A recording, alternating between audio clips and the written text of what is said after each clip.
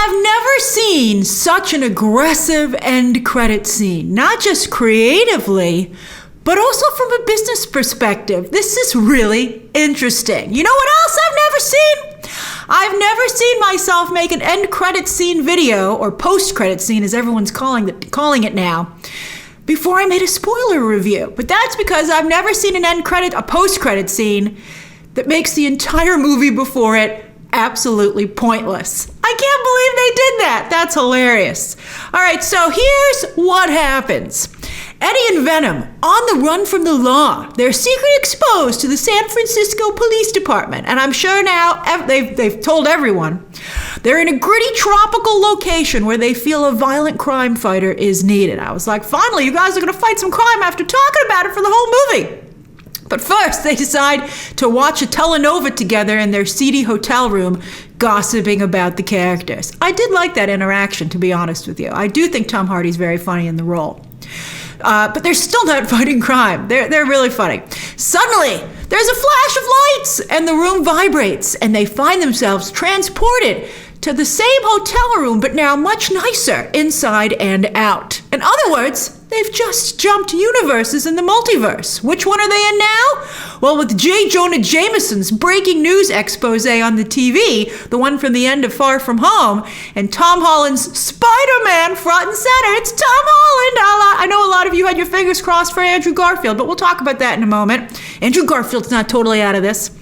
And then Venom licks the screen like a Tom Holland stan.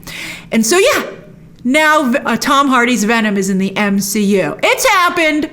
One has to assume that this is the moment in the trailer that we saw for No Way Home where Doctor Strange's spell goes wrong. And all these Spider-Man villains are ripped from their Sony movies in the past, or as you know right now, into an immediate Sinister Six. And it makes sense that Venom would be one of them. Is he the sixth member of the Sinister Six? Well, Tom Hardy did recently take a picture was taken of him, that's important, wearing a No Way Home hat. And then that picture was quickly deleted, but too late.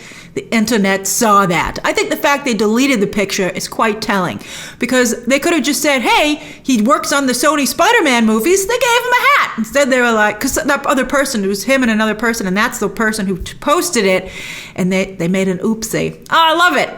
There's no Spider-Man, and that had not leaked, by the way. Nobody had known about that. So if that is true, the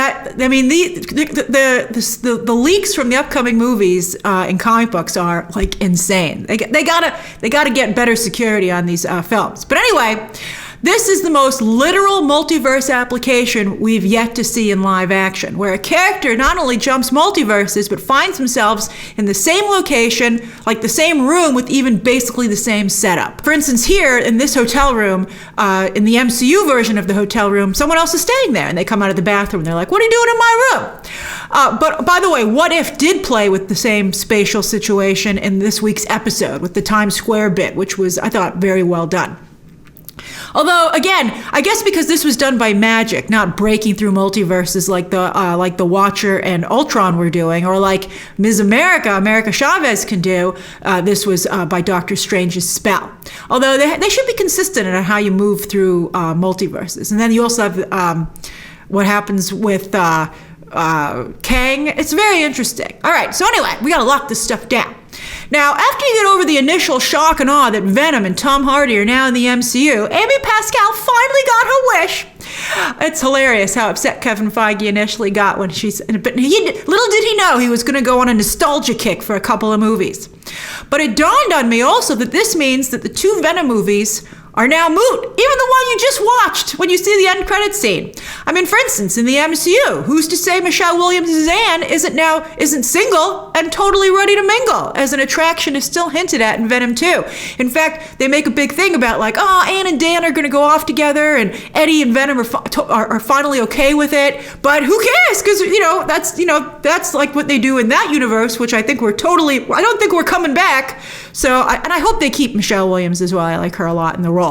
Also, Carnage and Shriek killed in Venom 2, annoyingly and stupidly. Well, who cares? We've left those movies behind. Again, Woody Harrelson and Naomi Harris might be in the MCU, or it could be totally different actors, aka variants. Although this is not Kevin Feige's bag of toys. This is still Sony's. So I think that this is just a temporary stopover, which brings us to the next big question that many of you have, and is that will Tom Hardy's Venom stay in the MCU? Many of you want that Sony garbage out of there. You're like, the MCU is very perfect, carefully and perfectly constructed, which is why it works. We don't need other people coming in here. But I don't think, again, that Kevin Feige wants to keep these characters that he didn't create around. Just like Fox's X-Men, I hear, will visit Doctor Strange too, but I wouldn't count on them sticking around either.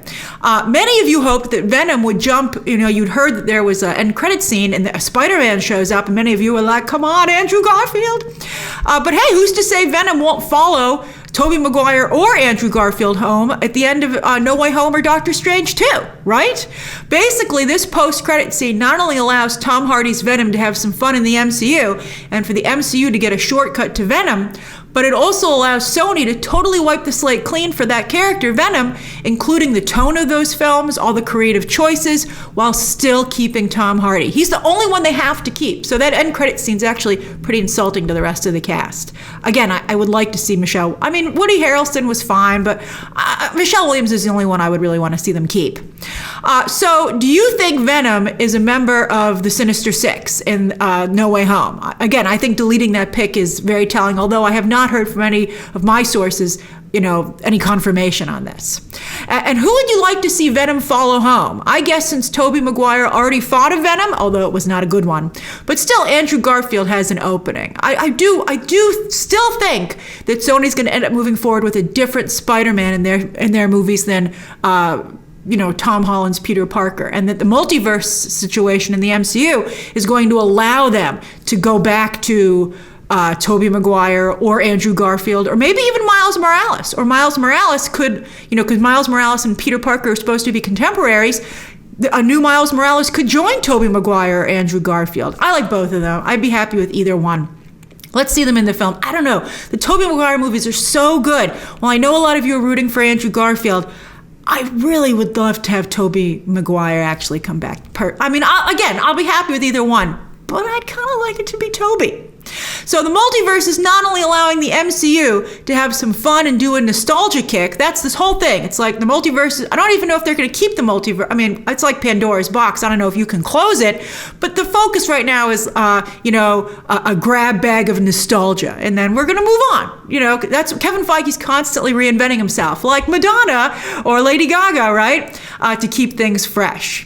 Into the Spider-Verse was so good, it gives me hope that maybe Sony could get its house back in order thanks to this chance to have a fresh start. So I'll be rooting for them to be able to do that. Although considering all the movies they have greenlit going forward, it still seems like they're all over the place.